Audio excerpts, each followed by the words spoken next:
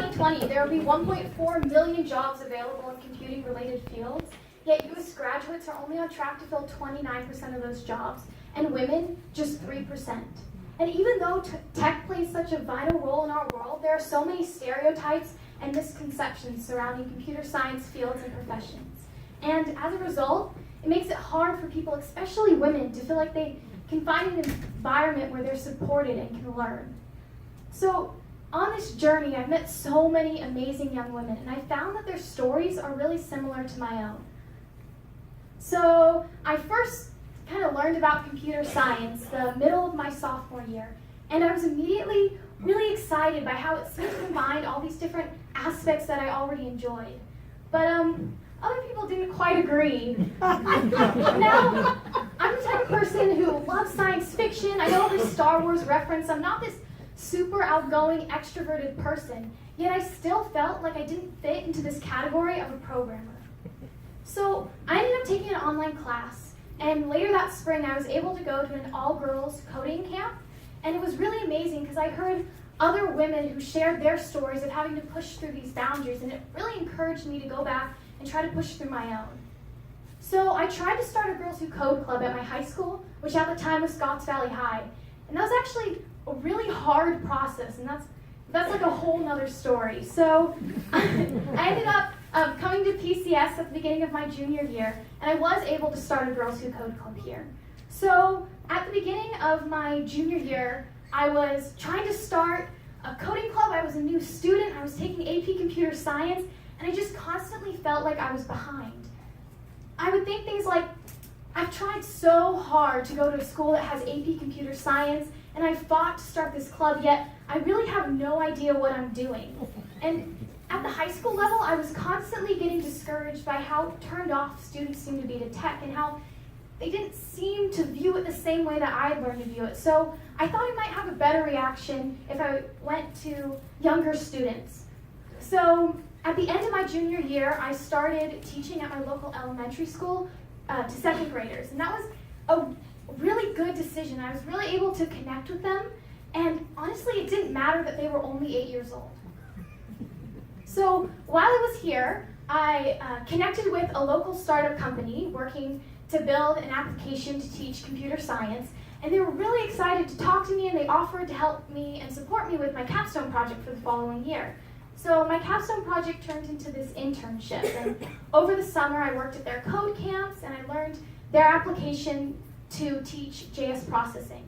So by the time the school year started, I was ready to teach 2 classes. One was here at PCS as a seminar, and the other was at Scotts Valley Middle School as a club. And during these classes, we first started by learning drawings, and then we built animations, so like making things move, and then I would talk about key and mouse interactions so we could build more complex games. And I really wanted to keep the class project-based, and I wanted students to be able to pursue their own ideas and build what they wanted to build. So I categorized my capstone project as this internship and teaching these 2 classes, but I've been doing a lot in the community to promote computer science education. So I've done lots of research, and I've worked with outreach programs, and I've been trying to start a club here at PCS, and then I organized a hackathon. And at first it was really frustrating and confusing seeing this lack of interest, but I feel like after talking to parents and students, community members and teachers, I found that there's some reoccurring themes. And I feel like through all these experiences, I gained some insight on how we can make Santa Cruz a place where people are supported to be innovators and creators. So I first had to ask this question, why are students not getting involved with technology?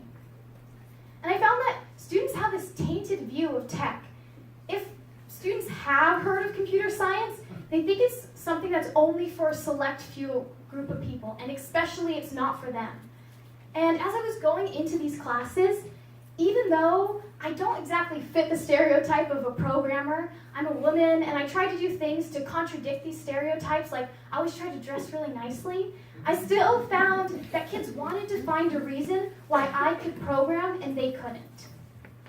Also, we just don't have many opportunities to learn. If a course is offered at all, it doesn't really show, it's not reflective of the whole field of computer science.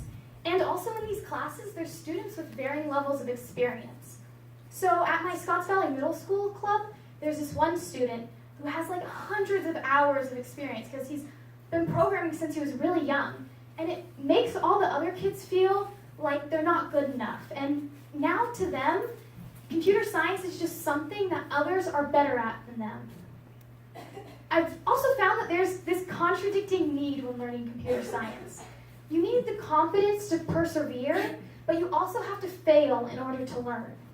Especially for computer science, I found that you have to have encountered a problem, failed, analyzed your failure, try to use that knowledge to solve the problem until you can really understand. Now, this poses an obvious dilemma.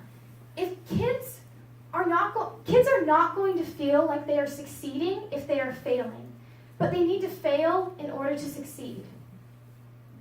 So I see this future where I can't is not an excuse that we use anymore because we understand from experience that there's so many ways to get somewhere.